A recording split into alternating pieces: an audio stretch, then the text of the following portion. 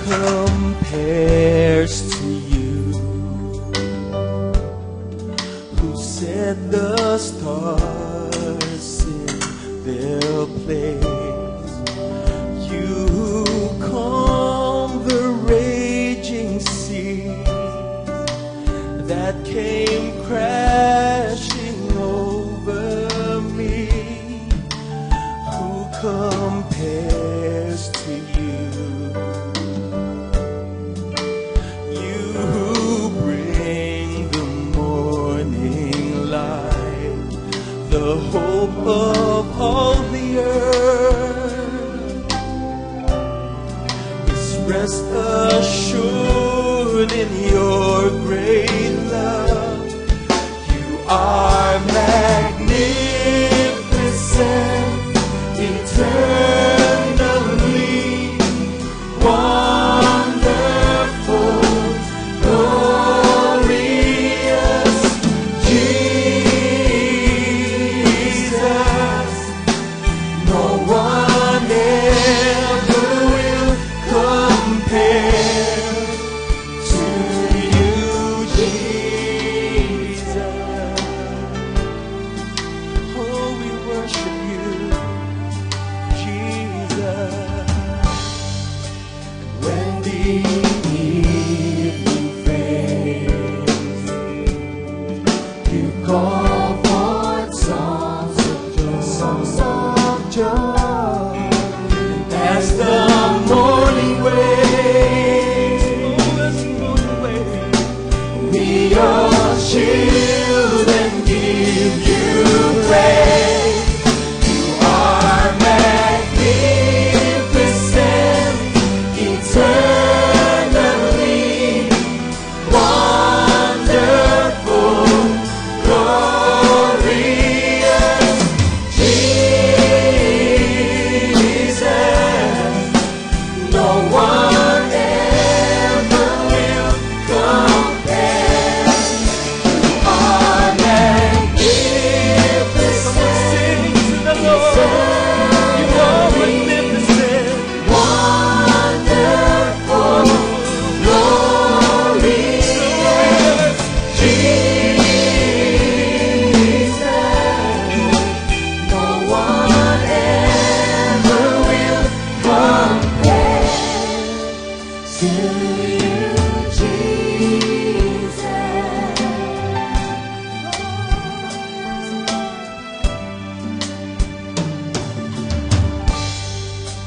When the evening fades, you call forth songs of joy,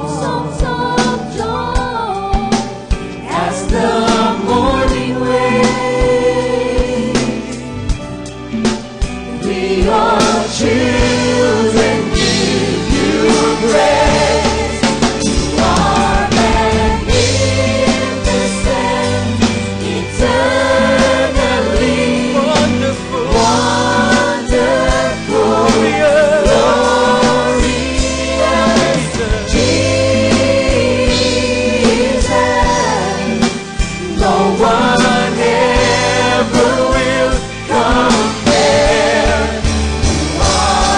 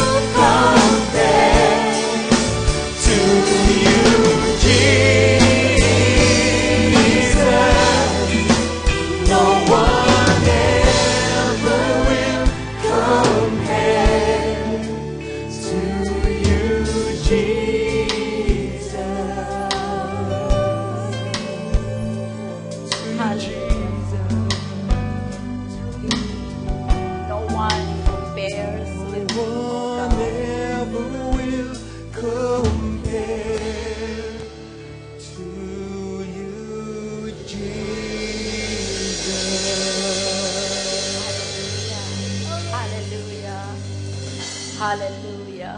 Indeed, no one compares with you. Hallelujah. Thank you, Lord.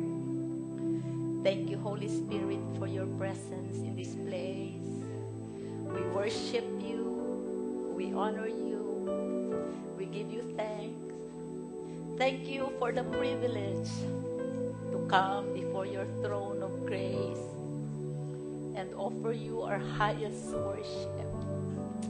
There's none like you in holiness, none like you in love, none like you in majesty, none like you in power. Thank you for counting us your children. Hallelujah. Thank you, Jesus. Hallelujah. Salamat po, O Diyos, sa oras na ito. Alam namin narito ka. At ikaw, Panginoong Diyos, ang mangungusap at magpapahayag sa mga anak mo sa oras na ito. Dalangin namin, O God, ng aming pagsamba ay naging katanggap-tanggap sa iyo. Alam namin ito sapagkat nararamdaman ka namin, O God. Salamat po. Thank you for accepting our worship and for honoring us with your presence this morning. Have your way, Holy Spirit.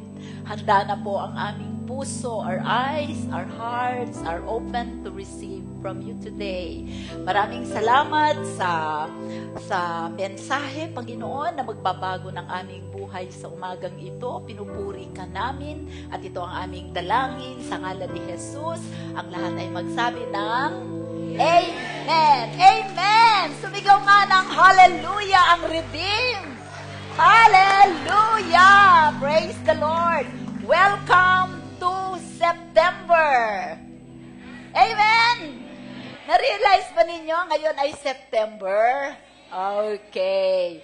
So, pwede na po tayong makaupo. At alam nyo po, ang September ay ikasyam na buwan, hindi po ba?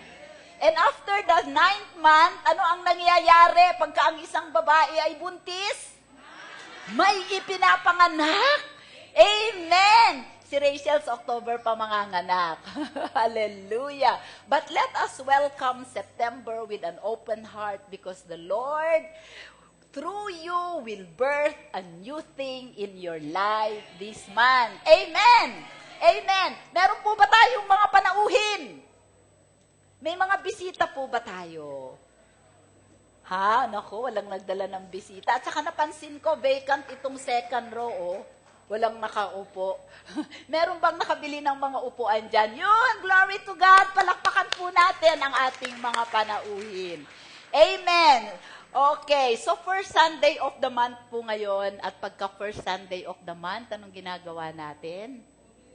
Communion. Amen. So tayo po, bago po tayo magpatuloy sa salita ng Diyos, nais ko po na alalahanin nating muli ang ginawa ng ating Panginoong Jesus sa krus ng Kalbaryo. Kung hindi dahil sa Kanya, hindi natin tatanggapin ang kaharian ng Diyos. Amen? Amen. Dahil sa sakripisyo na Kanyang ginawa sa krus ng Kalbaryo, tayo ngayon ay may access. We have access to the throne of grace by the blood of Jesus. Amen. At nais kong sa umagang ito, sa ating pagko-communion, let us believe God for a miracle. Amen. Alam niyo po, ang Panginoong Jesus, sa kanyang pagpunta sa kanyang sa krus ng Kalbaryo, tinapos na niya ang gawain ng Diyos para sa tao. Amen. Everything was accomplished by Jesus Christ on the cross. That is the good news. Amen. Hindi na po tayo kailangang mag-labor, mag-toil, hindi na tayo kailangang mag-guilty pagka tayo ay nagkakasala. Amen ba? Tayo ang kanyang pamana ay pamana na natin ang kaharian ng Diyos. The Garden of Eden kind of life is available and has already been given to us. Hoy, kaya kailangan lang natin ngayon ay revelation ng kanyang salita para makita natin ang lahat ng ito. At sa oras na ito, inaanyayahan ko po ang ating mga ushers na pumunta po kayo sa harap. I want you to do this in solemnly. Amen. Huwag po natin itong maliitin at huwag nating i-treat na casual.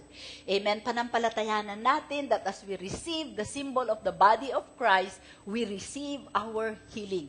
When we say we receive, not the healing itself, because you have been healed 2,000 years ago.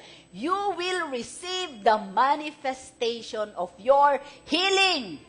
Kung hinihingal ka kanina, after this, hindi ka nahihingalin. Amen. So declare it. Say it. Say so. When God said, by the stripes of Jesus, you are healed, then appropriate it in your life by how? Confessing it. Saying it to yourself. Amen? So, ngayon po tayo po ay tumayo, kumuha po tayo ng mga elements. At alalahanin natin na sa krus ng Kalbaryo, lahat ng hindi maganda na meron tayo, kinuha ni Jesus, at lahat ng maganda sa buhay niya, ibinigay niya sa atin. Yun po ay divine. Ano? Yun po ay divine exchange. O sige, tayo po ay kumuha ng mga communion elements.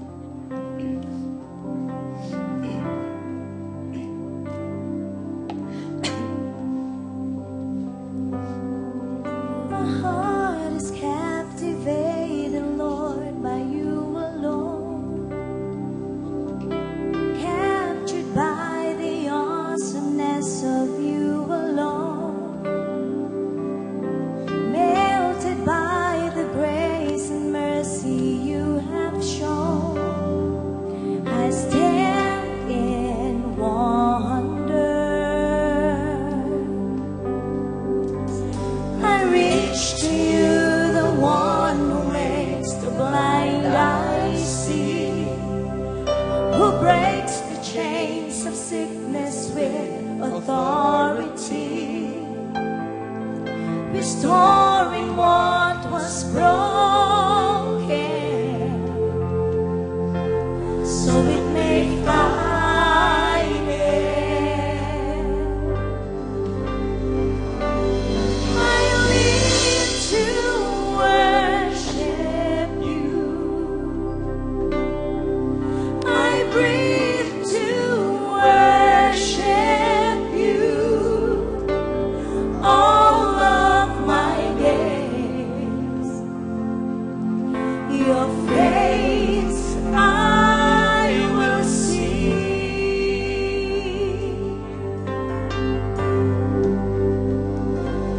For as I worship you, you lead me to that place,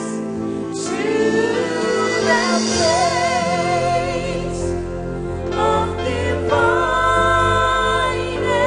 exchange. Matthew 26:26. As they were eating, Jesus took bread, blessed and broke it, and gave it to the disciples and said, "Take, eat, this is my body." Then he took the cup and gave thanks and gave it to them, saying, "Drink from it, all of you. For this is my blood of the new covenant, which is shed for many for the remission of sins. But I say to you, I will not drink of this fruit of the vine from now on until the day when I drink it new with you in my Father's kingdom." Amen. Praise the Lord. So, inaalala po natin ito at ang Panginoong Jesus, nakikisalo ho siya sa atin in the Spirit. Amen. But when we go up to heaven in our glorified body, we are going to feast with Him. Amen. So, sa pagtanggap po natin, sa pagkain po natin at pag-inom, I want you to declare what you want to receive today. Father, I want to receive my new house, my dream car. Amen. I want to receive my total, complete healing in the name of Jesus. I believe your sacrifice is powerful, and today, Lord, I am receiving it from you. In Jesus' name, amen. Come on, let's eat the bread and drink the juice.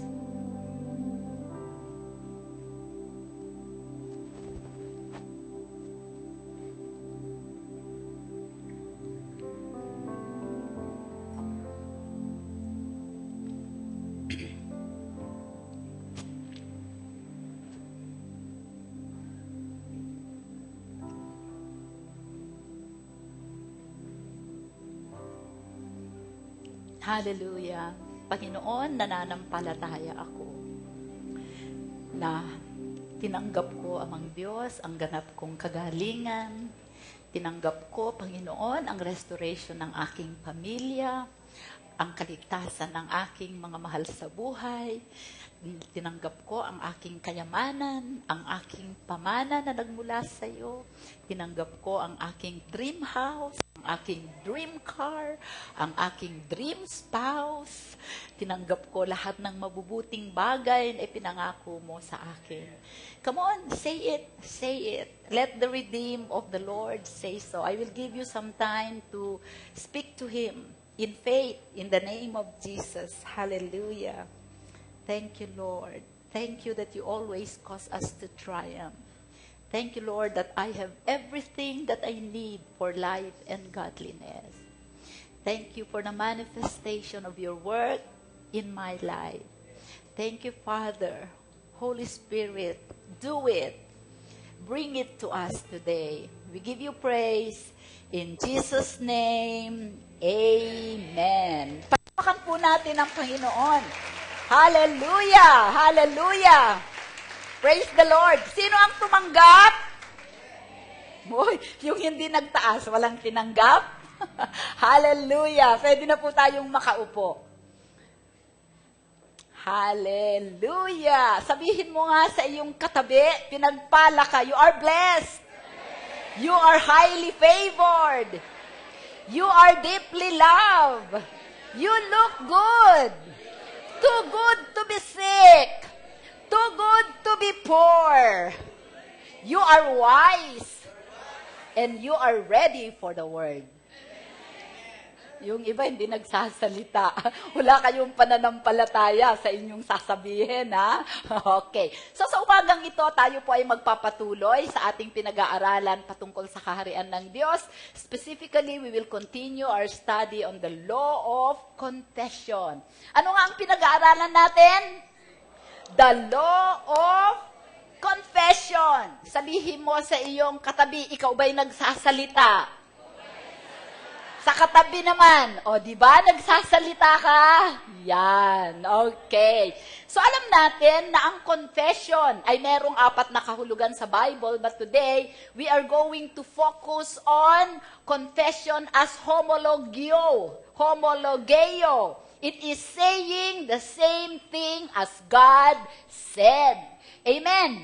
Okay, once you get into the kingdom of God, one of the first things that you should learn is the law of confession. Amen. Amen. The law of confession is releasing the creative power and the eternal value of your words. You have to realize that your words are power. Your words are your best weapon against the enemy. Nothing else. Amen. So, because the law of confession is a law, it is true to both the unbeliever and the believer. In the same manner that the law of gravity affects everyone. The law of God reflects His character and His nature, and God is not a respecter of persons. Amen. Amen. So it works for the unbeliever and the unbeliever. When an unbeliever believes something in his heart and he confesses it, it will come to pass. If he confesses something he does not believe in, it does not come to pass. Amen. But the unbeliever do not understand that their words have power. If the doctor says that, I'm sorry, but you have cancer. Okay? They believe the doctor's report and they start confessing that the disease will play out right, will grow in their lives, and they will soon die of cancer. Amen. Naunawaan ninyo? Pagka yung unbeliever, wala siyang alam sa salita ng Diyos, sinabi ng doktor sa kanya, may cancer ka. So anong sasabihin niya? May cancer ako. So, mananampalataya siya na may cancer siya. Lagi niya yung bibigkasin and true enough, that cancer will grow. But the mere fact of saying and releasing that in words, he has given life to that cancer to be planted in his heart, and the heart now will grow that in his life until it bears the fruit of death. But it is different for us. We do not live like the unbelievers live. We do not live like the world lives. Amen. Why? Because we have the Word of God. The Word of God said, by the stripes of Jesus, you were healed. Amen. Amen. Exodus said, sabi niya sa Exodus, I will take away all the sicknesses in their midst. Amen. So, sa believer, for it's a different story when you come to the believer. Because he understands 1 Peter 2:24, when the doctor says you have cancer, the believer will not permit it. Amen. He will not allow that to enter his heart. Okay, so what he does is to counter it and overcome the bad report of the doctor by the Word of God. Amen. Ginagawa ba ninyo yon? Alam niyo yung example ko last week, when the pilots learn how to fly an airplane, di ba, the law of gravity always works. And an airplane is a heavy metal. But the law of lift, if the pilot understands the law of lift and how it operates because of speed, it will supersede the law of gravity. In the same manner that a Christian who confesses the Word of God will overcome the natural law, because when the Spirit law was set into motion, the natural law is superseded. That's why we experience miracles after miracles after miracles. It's because of our words. When we speak what God says concerning us, we supersede the natural law. Di ba ang galing, no? Amen? Praise the Lord! So today, just like the pilot who has to learn how to fly the airplane, we are going to develop our faith in our confession today, starting today. We are going to develop our faith in what we say so that it will always work for us. Even if you quote the Word of God, if you release it from an unbelieving heart, it will not work. Kahit lagi mong sinasabi, I am rich, I am rich. Pero hindi ka naman nananampalataya na ikaw ay mayaman. Paano ko masasabi na ikaw ay hindi nananampalataya na ikaw ay mayaman? Ang kuripot mo. Meron bang mayaman na kuripot? Wala. Ang mayaman, generous. Amen. So you have to develop our faith. Kailangan natin i-persuade ang ating puso. We have to persuade our hearts that the Word of God is true. So that when we say it against our enemy, we release it with power. That way, it will work. Are you ready? Okay, so, sige, nasa faith tayo. Mark 11:22. Okay, Mark 11:22, alam na ninyo ang context nito, di ba? Jesus and the apostles, they were on their way to, I think, Jerusalem. And the Lord Jesus was hungry. So he went to a fig tree looking for a fruit. Kaya lang, the fig tree has no fruit. Amen. He is a Christian who does not have fruit. So, Jesus cursed the fig tree. Okay? 24 hours later, when they were on the same road, nakita ni Peter that the fig tree has withered, natuyo. Tapos sabi ni Peter, namangha siya, Lord, yung kinurse mo na fig tree, natuyo in 24 hours. it withered from the root. What did Jesus do? He just spoke to the fig tree. From now on, no one will ever eat fruit from you again. Amen. Jesus' words are full of faith because Jesus is the Word. Amen. Amen. Jesus is the Word made flesh. And you are the Word made flesh. Amen. So, sige, basahin natin. So, Jesus answered, sabi ni Peter, Panginoon, anong nangyari? How did it happen? Tapos sabi niya, so Jesus answered and said to them, have faith in God. Or have the God kind of faith. For assuredly, I say to you, whoever says to this mountain, be removed, magbasa kayo, be removed and be cast into the sea, and does not doubt in his heart, but believes that those things he says will be done, he will have whatever he says. Amen. I want you to count how many word says are there in those verses. Therefore, I say to you, 1, whatever things you ask when you pray, believe that you receive them. Hindi, dun sa muna sa 22. Magsimula tayo sa 22. So Jesus answered and said to them, have faith in God.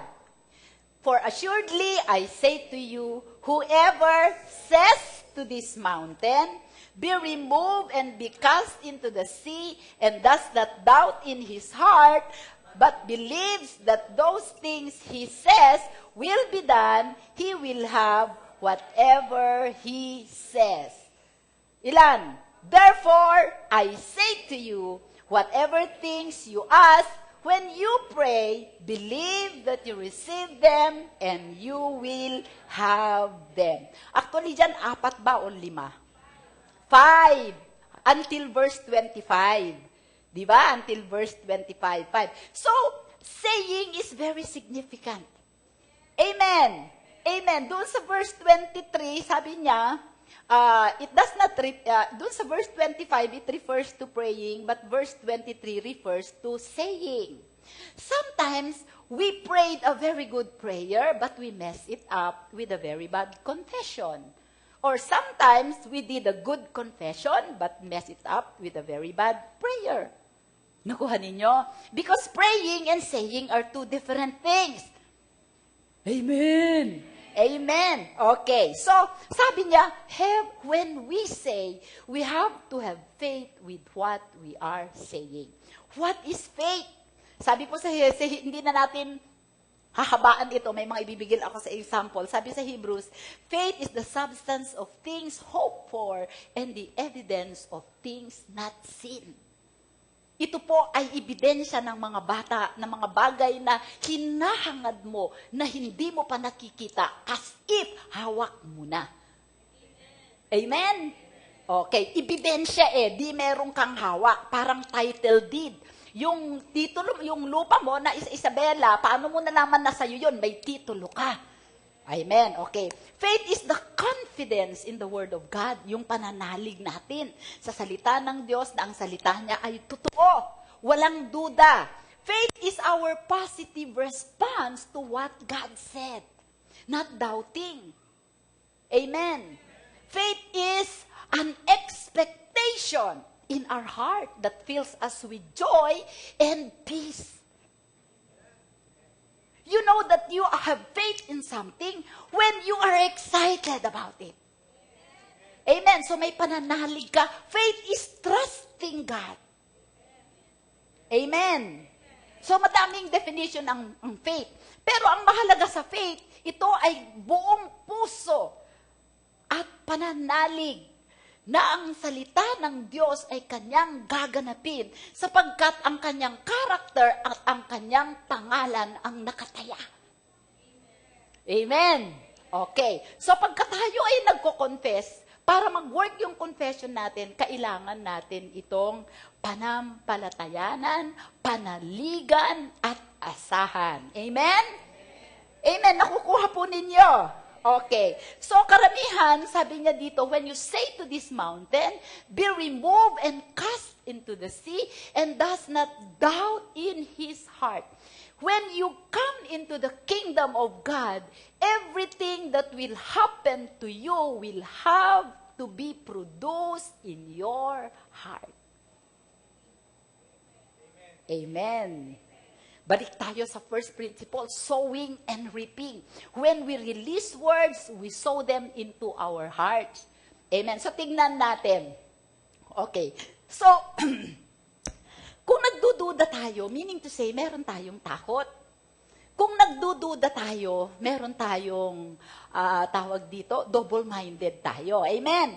So mahalaga, as we develop our faith in what we confess, mahalaga na makita natin ang mga halimbawa sa Bible. Okay, tignan po natin, paano tinuruan? Sabi ko nga, we are on training on how to give value to our words so that they will produce results in our lives. Amen? Amen. Okay, so Mark 4:35-41. Alam niyo po, ang karamihan sa problema ng Kristiyano, ang problema natin ay hindi yung mga bundok sa ating buhay.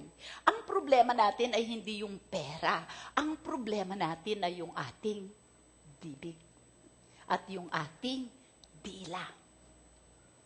Amen. Ganda-ganda ng trabaho mo. Tinismis mo ang boss mo, tinanggal ka. Amen. Example lang yun. Ewan ko ba't ko nasabi. Okay, let's go to Mark 35-41. On the same day, when evening had come, he said to them, let us cross over to the other side. So anong sinabi ni Jesus? Let us cross over. So magko-cross over sila. Amen. And now, when they had left the multitude, they took him along in the boat as he was, and other little boats were also with him. And a great windstorm arose, and the waves beat into the boat so that it was already filling.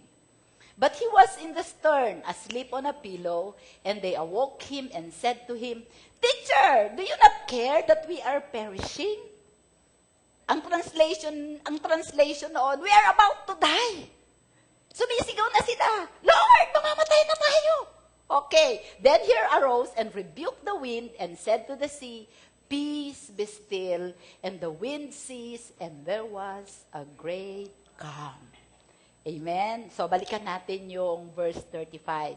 Sabi ng Panginoon, verse 35.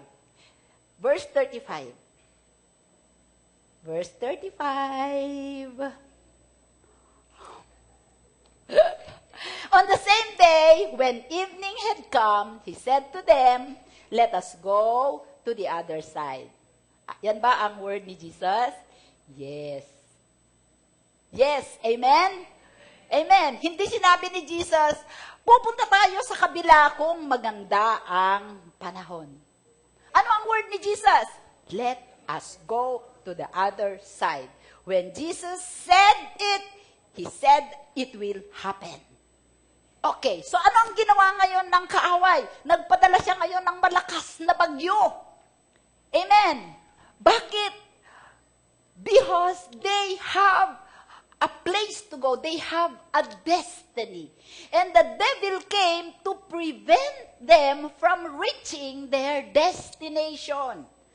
Sa ating buhay, amen, pag sinabi ng Panginoong Jesus, ikaw ay magaling na, ikaw ay mayaman, at narinig mo yung salitang yon, at alam mo na yung salitang yon ay may kapangyarihan na magbago ng buhay mo, the words of Jesus, when you speak them and appropriate them in your life, they have the power to change your life, to rearrange your life, even the earth. Amen. So the devil will come, and he will bring circumstances in your life. Why?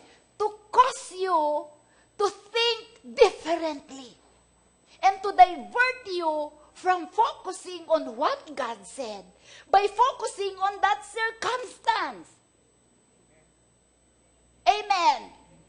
Storm is a natural phenomenon. Amen. Pagka nakikita natin sa natural, ang tendency natin is yun ang panampalatayanan natin at paniwalaan natin kaysa sa salita na espiritu at buhay. Gets?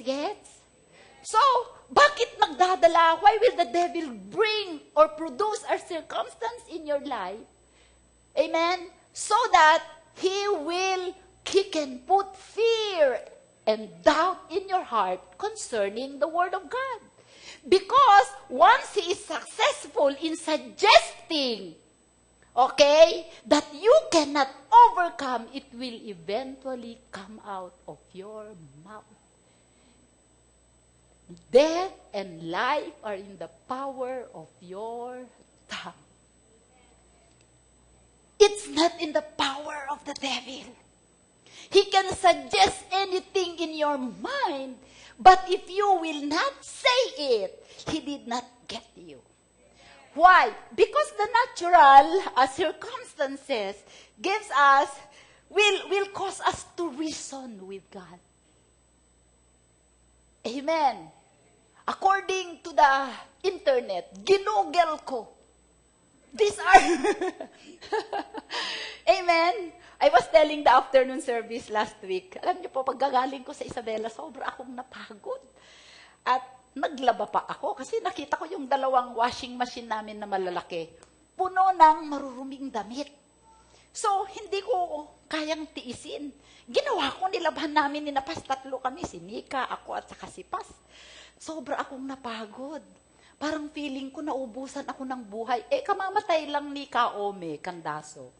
Tumawag pa si Doktora Sulueta, sabi niya, alam mo na ba na namatay na si Kaome, si Pastor Omi? Sabi niya, ha? Bakit? Ano kinamatay, Pastora? Cardiac arrest. Cardiac arrest. Cardiac arrest, Lord.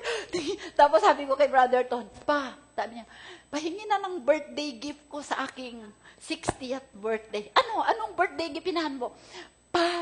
Pa-executive check-up mo nga ako sa Global City St. Luke. Kasi baka makardiac arrest din ako. What is that? Fear. The devil is putting all these circumstances before me so that I will fear for my life. Katulad ng ginawa ng mga disciples. Jesus, don't you care that we are about to die? Amen. But Jesus already said, we will go to the other side.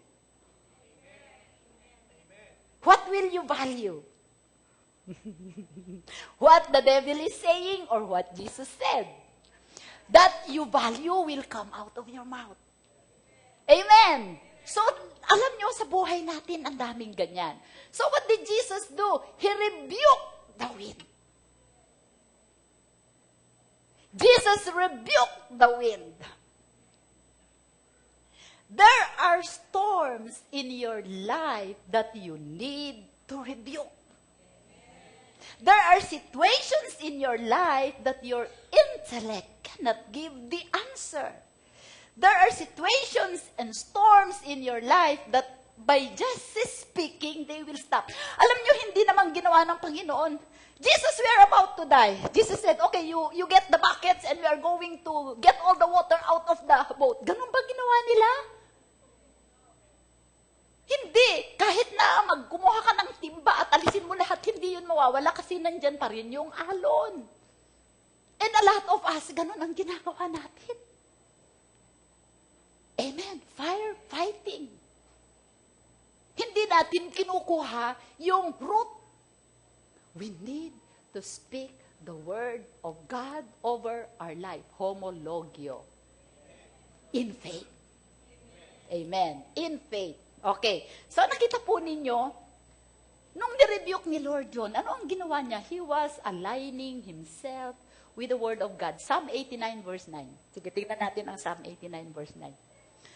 Psalm 89 verse 9 said, basa, you rule the raging of the sea. When its waves arise, you still them. O alam ba ninyo na may verse na ganyan? Alam ni Jesus. Amen.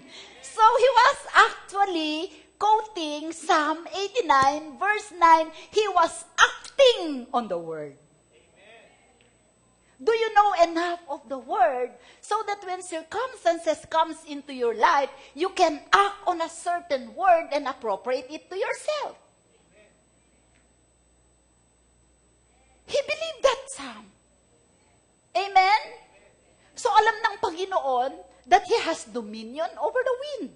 He has dominion over the sea. You have dominion over the earth. We are in the kingdom of God, but we are letting the storms, the habagats, the flood, the corruption going on in our midst. So, what are we doing? Children of God. When all we need to do is speak the word in power. Amen? Nakukuha ninyo? Kaya ang ganda niyong kanta na, let the redeemed of the Lord say so. Church, arise. Amen. Amen. Bumangon ka. Laban. Huwag mong labanan, Sinapolis. Fight the good fight of faith. Declare the word. Amen? Hallelujah. May natututunan ba kayo? Did you notice that when Jesus came in, what happened when Jesus said, He just rebuked the wind and everything, there was a great calm. Amen? Hindi nila kailangan na magtabo ng tubig. Nagsalita lang si Jesus. When God comes into your life and you believe Him and speak His word, there will be calm in your family. There will be calm, peace, joy in your household. Amen. Hindi sila nag-intellectualize. Amen. Hindi sila nag-reason out. Okay? So, ang nangyari as a result of the word, nagkaroon ng change, na-rearrange. Alam niyo kung bakit makikinig ang ulan? Because these creations, they were created by the Word. And they will listen to the Word that created them. Tayo lang naman ang create ng Word na hindi naniniwala sa Word. Nakakahiya tayo. Uy, quiet na naman sa Remap. Alam mo, pagka nangusap ang Holy Spirit sa church na ito, lahat tayo quiet. Mabuti pa ang wind, ang sea. Nagsasubmit sa word na naglikha sa kanila. Tayo, nagre-rebelde tayo. Why? May choice tayo, sila wala. Self-will natin ang pinapairal natin. Amen? Hallelujah. Okay, kaya mula ngayon, since tayo ay mga anak ng Diyos, amen, pagka-uulan na, lumabas ka. Kausapin mo yung ulan kung hindi mo kailangan ang ulan. Kung sobra naman ang araw at natutuyo na yung mais mo, kausapin mo yung kalawakan. Amen. Magpadala ka ng ulan. Amen. Baka isang araw, makikita ko ni brother to, nandun ako saan si Mamski? Nasa labas, kinakausap yung langit, kinakausap yung araw, kinakausap yung buwan, kinakausap yung, amen. Hindi na baling magmukha akong loko-loko sa tao. Hindi lang ako magmukhang loko-loko sa Diyos. Amen! Amen ba? Gawin natin ito. Let's be public about our faith. Amen? Kasi sabi sa Bible, those who confess me before men, sabi ni Jesus, I will confess them before my Father. Those who confess me before men, I will confess them before the angels of heaven. Bakit sinabi yun ni Jesus? Sa Luke 12 yata yun. Alam mo kung bakit? It's the angel who will bring the things for you. Kung sinabi mo, money, come to my pocket. Hindi si God ang magdadala nun. Anghel. Amen. Gagamit siya ng alaga mong manok o yung mga ibon na nakatira dun sa mangga mo, may dala-dala silang $100 each. Amen. Hallelujah. Okay. So, alam niyo, example natin dyan ay si Joshua. Joshua 10:12 to 14 to 15, tignan natin. Ano lang ako, side track lang ako doon sa ginawa ko. Joshua 6, you can speak to your eats. Maalala ko sa Pandakan, friends ko na to eh. Speak to your eats. Amen? Joshua 6. Now Joshua had commanded the people saying, you shall not, Joshua 10:12. Sorry, na-confuse yung, ito po yung nakikipaglaban sila Joshua with the Amorites. Amen? And pagka nagdilim, matatalo sila kasi kakaunti lang sila. So ang ginawa ni Joshua, then Joshua spoke to the Lord in the day when the Lord delivered up the Amorites before the children of Israel. And he said in the sight of Israel, sun, stand still over Gibeon and moon in the valley of Ajalon. Next. So the sun stood still and the moon stopped till the people had revenge upon their enemies. Is this not written in the book of Jasher? So the sun stood still in the midst of heaven and did not hasten to go down for about a whole day.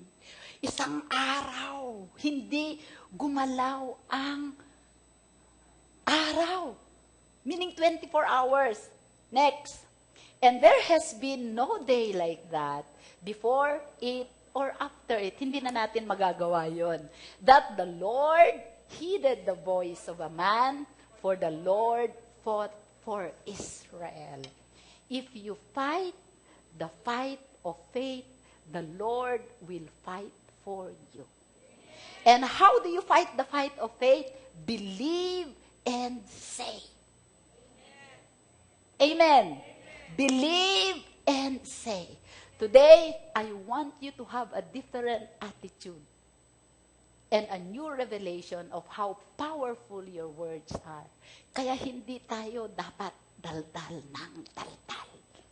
Dati akong daldalera. Pero ngayon, ang Holy Spirit nire-restrain niyang aking bibig. 8 years ago, kinausap ako ng Banal na Espiritu tungkol sa aking dila. It's a process. Amen. Amen. Okay. So you can speak to the things around you.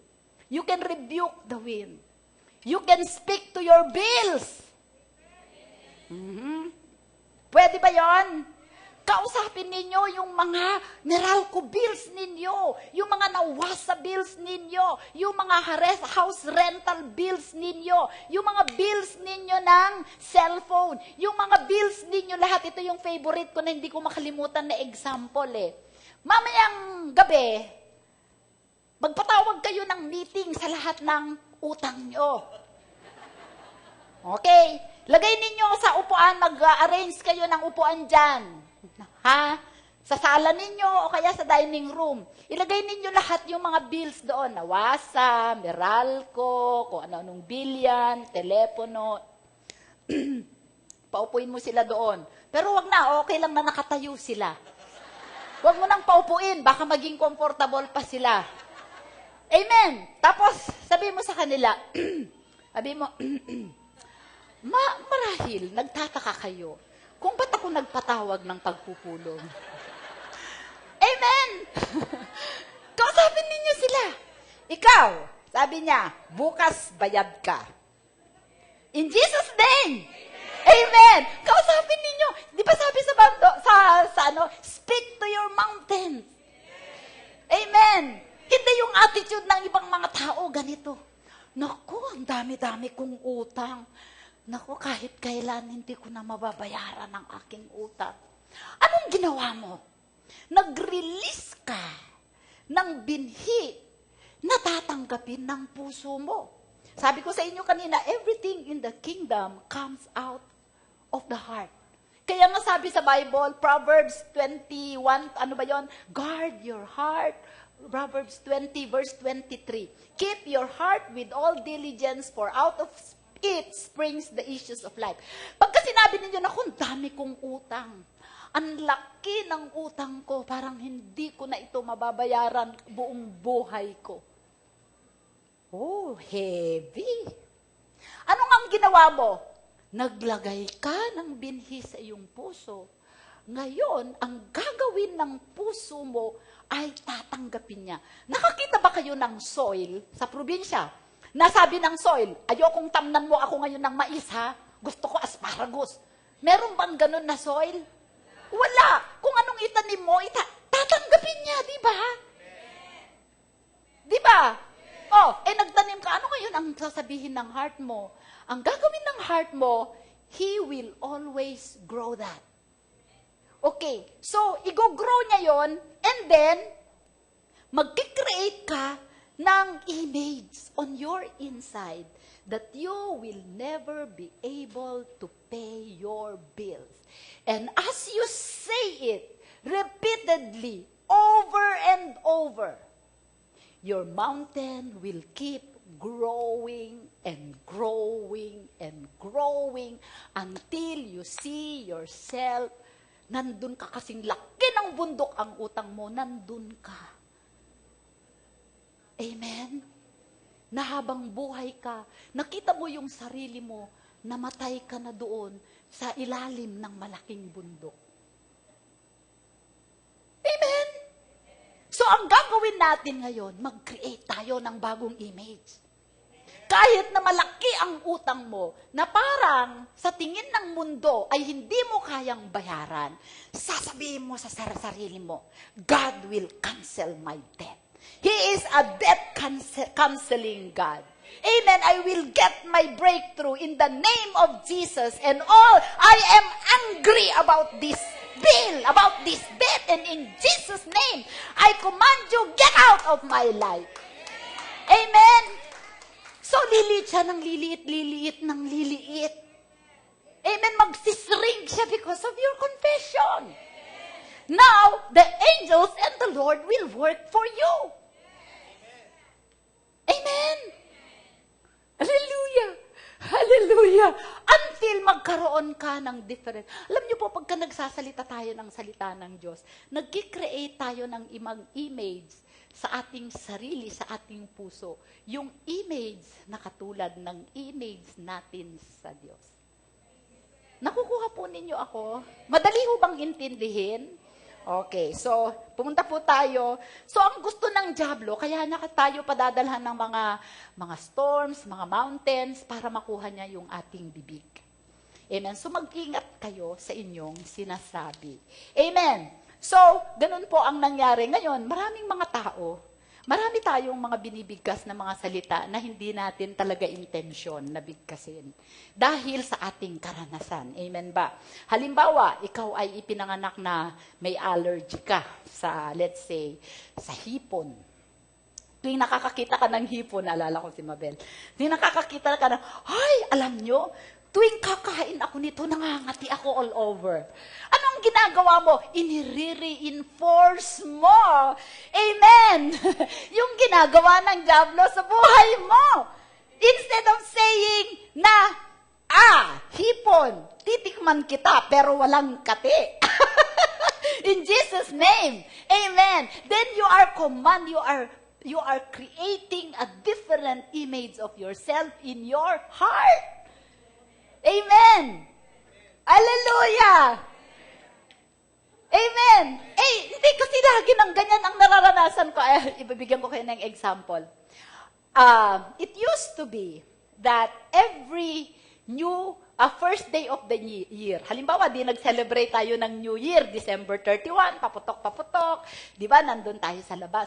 Pagdating ng January 1, lagi akong may sakit. Noon. Noon. So, kasi I blame it to the smoke, di ba? Yung smoke, yung hamog. Sabi ko, hindi ako lumalabas. Hindi ako nag-enjoy pagka-Christmas, pagka New Year's celebration. Kasi, I have this image that every first day of the year, I am sick. Amen. Until finally, I got hold of the Word of God. And I said, I am going to enjoy New Year's celebration today, tonight, and I will not be sick tomorrow. And it has been for the last so many years. Amen! So, yung salita natin, magkikreate ng ibang image sa ating puso. Amen ba? So, let us clean up our speech. Amen. Sabi mo sa katabi mo, clean up your speech. Amen. Sabihin naman nila, di ba, tayo, sa tuwing kakain ako, sa tuwing pupunta ako doon, nagkakasakit ako. Amen. Okay, let's shop till we drop. I can laugh to death. Pero hindi mo naman talaga iminin na pagka tumawa ka ng todo, mamamatay ka, di ba? Pero the Bible says in Matthew 12:36, Jesus will give, you will be required to give an account for every idle word that you spoke or that you have spoken. Amen? Okay. Amen ba? Okay. So, punta po tayo sa Mark 4:26-29. How does it happen? Bakit every time na nagre-release tayo ng word, tapos pinapanampalatayanan natin, it will come to pass? Sabi po niya sa Mark 26:29, and he said, the kingdom of God is as if a man should scatter seed on the ground. Words are seed, and should sleep by night and rise by day. And the seed should sprout and grow. He himself does not know how. Amen? You don't know how it will come to pass, but the thing that we know is it will surely come to pass. Because the kingdom of God is a mystery. But for us who are the children of God, it is not a mystery. Amen. It will come to pass. Amen. Okay, so kailangan lang panampalatayanan mo. Verse 30-32, then he said, to what shall we liken the kingdom of God, or with what parable shall we picture it? It is like a mustard seed, which when it is sown on the ground is smaller than all the seeds on the earth. Next verse, meron pa ba? But when it is sown, it grows up and it becomes greater than all herbs and shoots out large branches so that the birds of the air may nest under its shade. When we speak the word of God, when we plant them in our hearts, they will grow and we don't know how. But the thing is, the Lord will produce we are trees. Amen. We are the tree, we are the garden of God. And the words that we say are the seeds that we are planting in our garden. What we want to grow in our garden, we sow it by our words. Amen? So mag-ingat tayo sa ating itinatanim sa ating garden. Amen? Okay. So, a lot of us, the things that we experience in our lives today, yung mga bagay na nararanasan natin ngayon, hindi natin binibigyan ng relasyon na ito pala ay bunga ng mga sinabi natin in the past. So, kailangan maging conscious tayo ngayon that there is a relationship between what we have now in our lives and the things that we said in the past and the things that we kept saying until today. That's why it is necessary that we have to renew our mind and to clean up our mouth or our speech. Amen. Amen ba? Amen. Okay, bakit? Because our words are spirit. They are alive. They give life. Negative or positive. Amen? Okay, pumunta tayo sa Mark 4:24. Then he said to them, take heed what you hear. With the same measure you use it, it will be measured to you, and to you who hear, more will be given. We said, we are going to reprogram our life. We are going to rewrite our future. We are going to cleanse our speech, and we do it by the words that we take into our hearts. And one of the common ways by which we get words is from what we hear. Amen. Madami tayong naririnig na hindi natin dapat mapakinggan. And the things that keeps on bombarding our ears, unconsciously, we get to speak them. Amen. So if I want to change my life, okay, I will go on a hunt to get seed from the Word of God. If I am sick, I will find all scriptures in the Bible that tells me God has healed me. And those words, I am going to plant it in my heart. I will not put more value on what the doctor will say about me, but I will give weight to what the Word says about me. And when the doctor said, you will die suddenly, I will not listen to him. So be careful with what you listen to, even in the television, even with some Christian programming. Nanonood naman ako dun sa show ni Brother Eli. What? Matidefile ang tenga mo dun. Amen. So mag-ingat tayo sa pinapakinggan natin.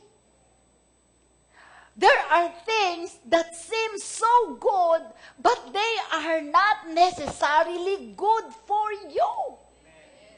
Amen. Even in the Bible, even among preachers, even me right now. May mga bagay na naririnig tayo na akala natin mabuti or okay, but in reality, they are not good for us. Example, God tested Job. Wrong.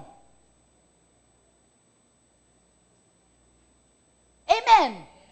God does not test His children with evil. Sickness did not come from God. Death, accidents did not come from God. It came from the enemy. God is good. He can never be bad.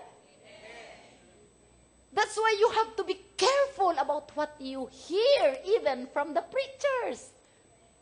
Amen. Some people say, okay, I'm going to plant the Word of God in my heart.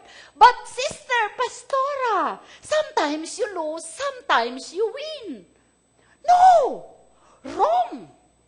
In the kingdom of God, all the words that we have planted in our hearts will prosper. Isaiah 55 verse 11. There is no win nor losing in the kingdom of God. We are winning all the time. There is no profit and loss in the kingdom of God. Oh. 2 Corinthians 2:14. 2 Corinthians 2:14. Alam nyo, hindi ito dapat ang ipipreach ko. Kaya lang na-inspire ako nung prayer meeting nung Friday.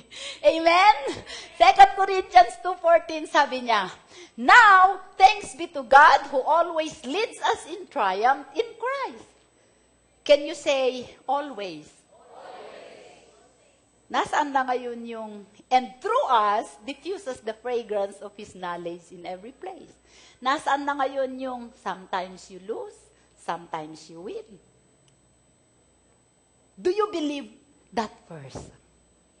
I believe that. I believe that. God will always cause me to triumph. Always, sabihin mo, always, always, always. He will always cause me to triumph. Amen. 1 Corinthians 15:57. Uy, naku. But thanks be to God, who I hope will give me the victory. Hoy. Who gives us the victory through our Lord Jesus Christ. He will always cause us to triumph. He will always cause us the victory. When somebody tells you na, minsan matatalo ka, minsan mananalo ka, hindi yun totoo. 1 John 5:4. Balik tayo dun. Hallelujah. 1 John 5:4. For whatever is born of God, are you born of God? Sabi mo sa katabi mo, you are born of God. Sabi mo sa katabi mo, paano? Because of the Word. Sabi mo sa katabi mo, you are born of the Word. Amen. Sabi mo dun sa likod mo, you are born from above. Okay? So, if you are born of God, you overcome the world. natural laws. You subdue your environment. Amen? And this is the victory that has overcome the world, even our... Nako, salamat sa isa. And this is the victory that has overcome the world, even our faith. By faith. You don't believe that sometimes you lose, sometimes you win. You believe that you are always a winner. Amen. So alam nyo, ang salita ng Panginoon, napaka-powerful. Amen? Amen. It will always cause us to triumph. Okay? And then number 2, so kailangan i-reprogram natin yung sarili natin. Mag-ingat tayo sa mga napapakinggan natin. That's why you go to the Bible school. If you want to be a successful businessman, mag-attend ka ng Bible school. Next time or sa next week, mag-preach ako sa inyo yung Business by the Bible. Huwag kayong mag-absent. Amen. Hallelujah. Pero, paano naman yan, Pastora? Can the law of confession work even if I mess up? Hoy, sino dito ang you are not messing up? No one. We all mess up in our walk with God, right? Even the apostles.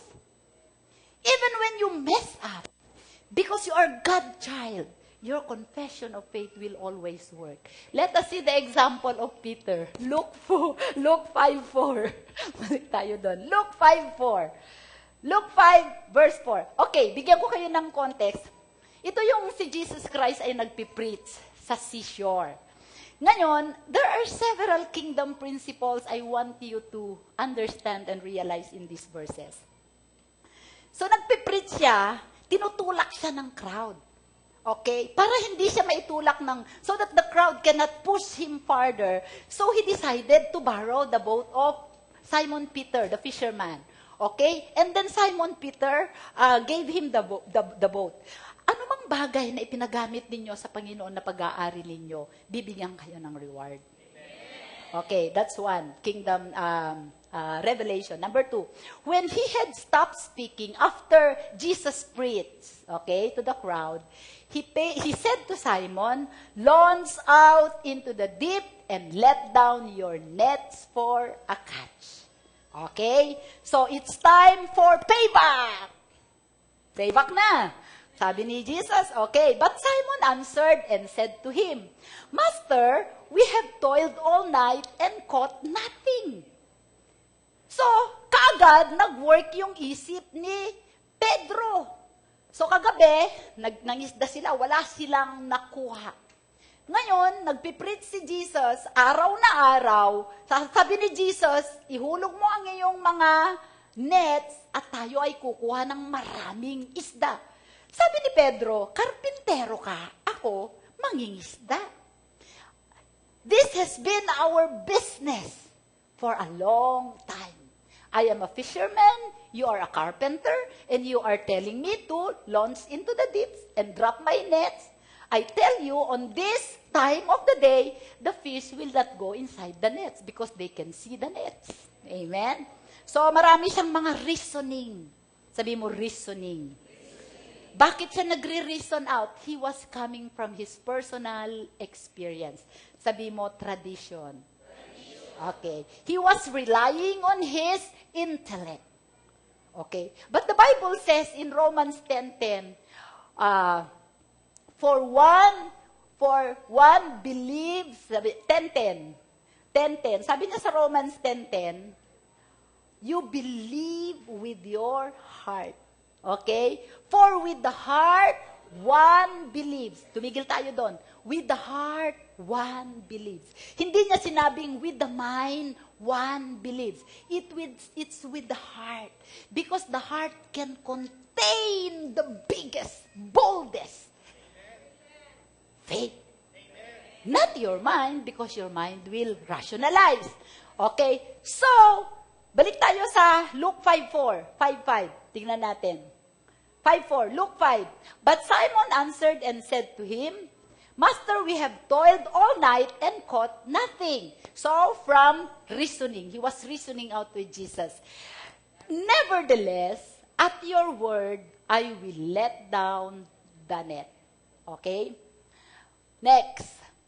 And when they had done this, they caught a great number of fish, and their net was breaking.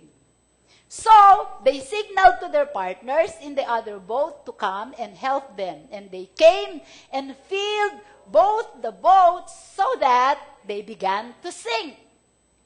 When Simon Peter saw it, he fell down at Jesus' knees, saying, "Depart from me, for I am a sinful man, O Lord." Bakit kailangan niyang maghingi ng forgiveness? Sinunod naman niya si Jesus. Simon Peter is messing up with Jesus. What was the instruction of Jesus? Verse 4. Sige, tingnan natin. Launch out, the word said, launch out into the deep and let down your nets. Sabihin mo, nets. Plural. Marami. Okay. At that time, nalinis na lahat ni Pedro yung kanyang mga nets. At yung huling-huli niyang nilinis, ito aking imahinasyon lang to meron lang siyang isa na hindi na nakalilinis, siguro luma, pinakamaliit. Kasi sa thinking niya, ay wala naman kaming makukuhang isda. Laki-laki ng araw. Hindi naman ito, mangingisda, karpintero naman. Ba't niya ako sasabihan? Wala talaga, magdamag nga kaming nakuha ngayon pa. So anong ginawa niya? Sinunod pa rin niya si Jesus. He messed up. Anong ginawa niya? Next verse. Nevertheless, at your word, I will let down the net. Salang. Sumunod naman ako, Lord Nag-church naman ako Okay? Naglilingkod naman ako, Lord Messing up with Christ. But, ano nangyari? They got a boat sinking, net breaking, catch. That's why Simon Peter kneeled at Jesus' feet. Forgive me, I am a sinful man. He messed up. Right? But the Lord overlooked his messing up. Why? Because God is so good. We are His children. His grace is abundant. And because He has a promise. Psalm 1:3. Tignan natin ang kanyang promise sa Psalm 1:3. Maraming beses nag-mess up si Pedro. Remember when he denied Jesus 3 times? Remember that? And then when Jesus came back, when Jesus restored him, he said, "Peter, do you love me?" "Yes, Lord, you know that I love you." Then again, "Peter, do you love me?" "Yes, Lord, I love you." "Feed my sheep." Alam niyo na yon. "Peter, do you love me?" The 3rd time. "Lord, you know that I love you." Bakit kailangan niyang tanungin si Peter 3rd time? Because Jesus was canceling his prior confession that he did not know Jesus. 3 times he denied Jesus. 3 times Jesus required him to confess his love for him. He is a negative confession canceling God. He is amazing and awesome. Amen? That is the difference between the confession of a believer and the confession of a non-believer. Nakukuha ninyo, nagigets ninyo. Psalm 1:3, "He shall be like a tree planted by the rivers of the water." Ito yung tao na laging nakaano sa Word of God. Amen? "Blessed is the man who does not walk in the counsel of the ungodly, but looks at the word in His word, the Lord and His word." Tapos sabi niya, "He shall be like a tree planted by the rivers of water that brings forth its fruit in its season, whose leaf shall also not wither, and whatever he does shall prosper." Woo! Sabihin mo, I take that. Amen! I take that. If if you mess up, if you repent, dito nga, nakakuha na sila ng maraming cuts bago nag-repent si Peter. Bakit? God said in His Word in Romans, it is the kindness of God that brings us to repentance. Can you dig it? Can you dig it? How good God is. You cannot fathom His goodness and His wisdom and His love towards you, that even when you mess up, He can still bless you because He promised, whatever you do shall prosper. If you believe that, if you take that, if you confess it, if you release it, He will always cause you to triumph. But you have to release it. You have to give life to it. You have to confess it. Woo! Sabihin mo, power in my words. Amen. Pwede pa kayo, no? Last na lang. Last na lang, ha? Okay, bakit kailangan kayo na hawakan pa rin ng Panginoon kahit nagme-mess up kayo, magiging productive pa rin kayo? Bakit? Kasi sinabi niya sa Romans 10:11, ito pa rin ang word niya. Ito pa rin ang word ni Lord. Grabe si Lord, no? Romans 10:11. Romans 10:11. For the scripture says, whoever believes on Him will not be put to shame. Kasi hinawakan mo yung salita niya. Hindi ka kailanman mapapahiya. Pag tinatuyuan mo ang salita ng Panginoon, hindi ka niya ipapahiya. Amen? The difference between an unbeliever and a believer is, the believer have to work for their confession. The Lord will work for you. Amen? You just speak it and the Lord will work. They have to speak it and they work for it. Amen. He will never want you to be ashamed. Anak ko yan. Amen. Yung mga anak ko kahit mag-mess up sila, anak ko yan. Ayoko silang mapahiya. Di ba mga magulang, pagka ba may kahiyang ginawa ang anak nyo, binobroadcast ba ninyo? Pinagtatakpan nyo. Hallelujah. Konsentidor na ina. In Jesus' name, I cancel. Okay. Okay, so even when we mess up, di ba, there's no such thing na yung confession natin, sometimes it works, sometimes it will not. No, it will always work if you release it by faith. Number 2, even if we mess up, God will hold us up. And number 3, this is how we develop our faith in our confession. Amen? Knowing na binabackupan pala tayo ni Lord, magkakaroon ba tayo ng duda sa ating confession? Wala, di ba? And number 3, God is always speaking and saying something about you. Pinagchichismisan kayo ng Trinity. Sino nakaalala sa encounter nung sinabi ni Pastor Lito na ichinichismis ka ng Holy Spirit? Totoo yan. The Lord is always talking even to the devil about you. Look at Job. Pinag-uusapan kayo ng Diyos. Amen! Matig mo yun, gaano ba ako ka-special para pag-usapan ako ng Trinity? Yes, you're special. Amen! Amen. Job 1. Sabi niya, God is talking about you. He is saying something good about you. Amen. Job 1 verse 8. Then the Lord said to Satan, have you considered my servant Job? O sino ang kausap dito ng Panginoon? Si Satan. Nakita mo ba yung ang aking anak na si Job? O di chinichismis niya si Job. Diba? That there is none like him on the earth, a blameless and upright man, one who fears God and shuns evil. Wow! Pause muna tayo. Ano kaya ang pinag-uusapan sa langit tungkol sa'yo? Amen? Have you considered my daughter, Mabel? Amen? She is blameless. She is upright. She is rich. She is beautiful. I'm using her mightily. Amen? Okay, tingnan natin, last example na lang natin kasi matatapos na po tayo. Si Gideon. Sabihin natin, si Gideon.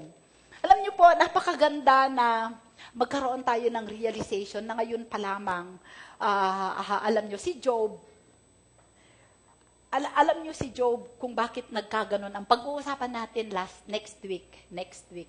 How to speak faith and not fear in our lives. Ano yung mga examples sa Bible? A lot of times, our minds are influenced by the things that we see rather than by what the Lord said concerning us. Maraming mga tao na, wala pa naman akong sakit hindi muna ako magko-confess.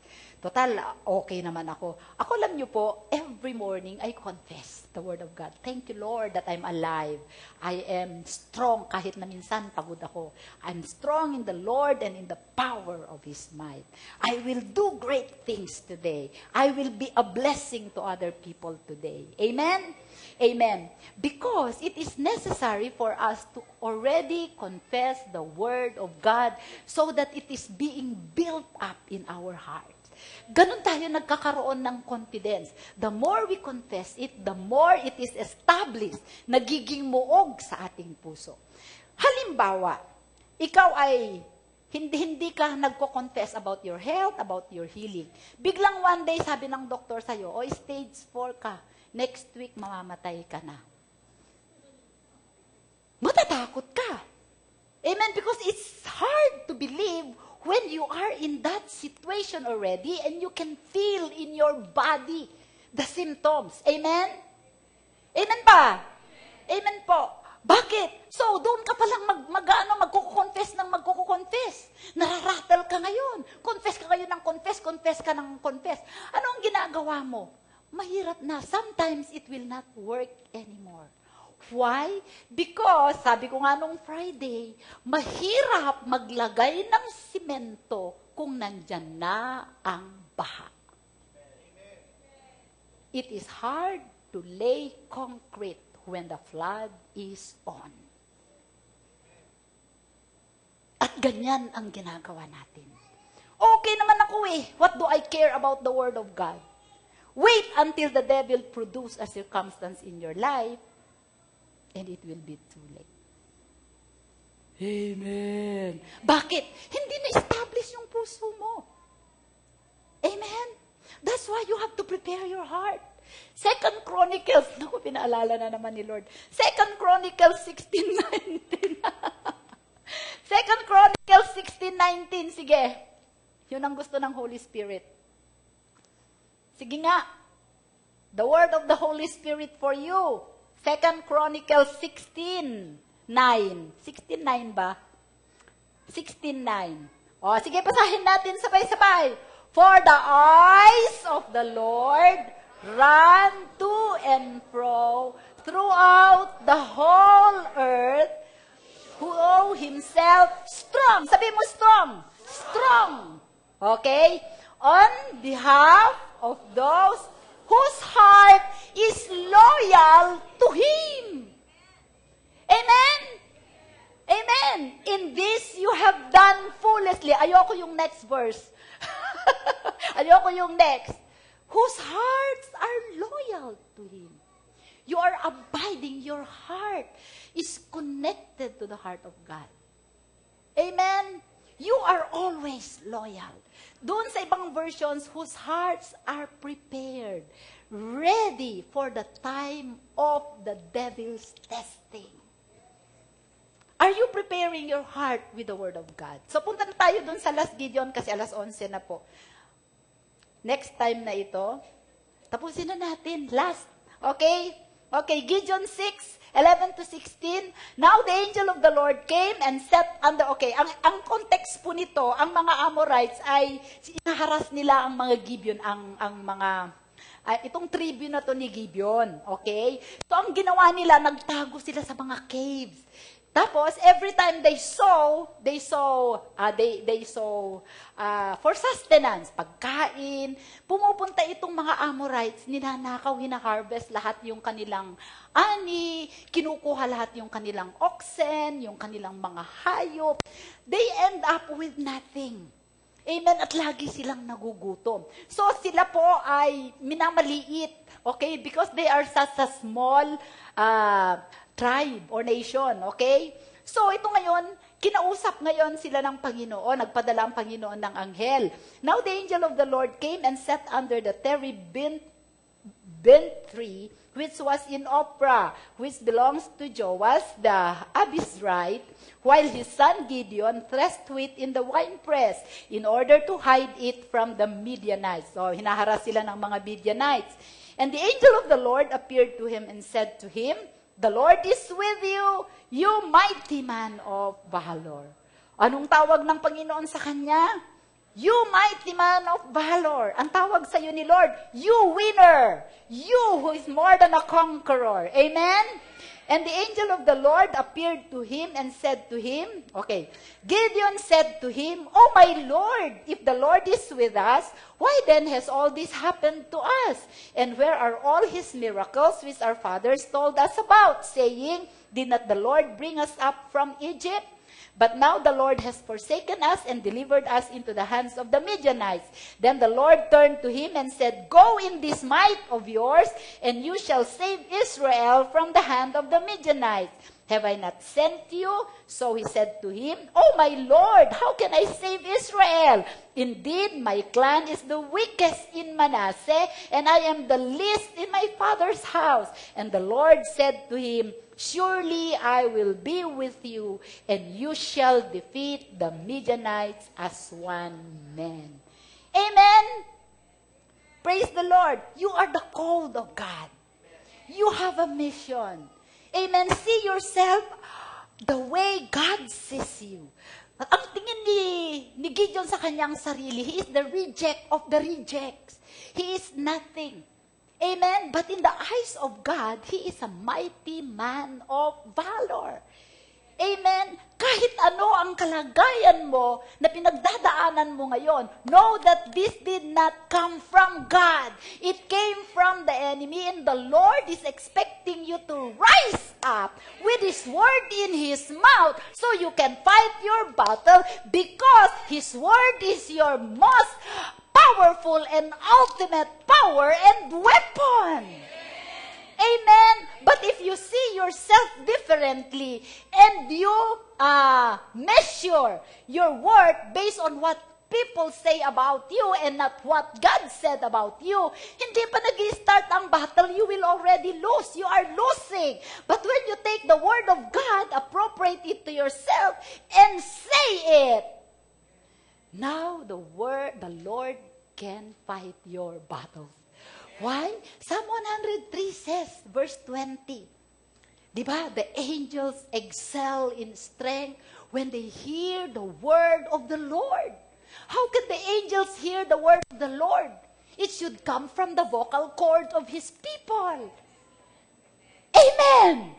So, brothers and sisters, there is no reason for us to doubt the word of God. Even when we mess up, God is on our side. God looks at us as mighty people of valor. God gave us His Holy Spirit. He gave us His Word. He gave us His angels. What else do you need? Amen. You have to guard your heart, clean up your spirits, plant the Word of God in your heart, and allow it to grow so that you can change yourself. You can change the world. You can rearrange the earth. Amen! Praise the Lord. Tayo po ay tumayo. Hallelujah. Thank you, Lord. Salamat po sa iyong salita, Panginoon. Hallelujah. Kami po ay nagpupuri sa iyo, aming Ama. Hallelujah. Today we believe your word, O God. And in the name of Jesus, Holy Spirit, amplify your words in the hearts of your people today and cause them to remember these words. Hallelujah. Help us, Holy Spirit. Help us build our faith to believe you in everything that we do. Hallelujah. Meron sa inyo dito na may mga faith projects.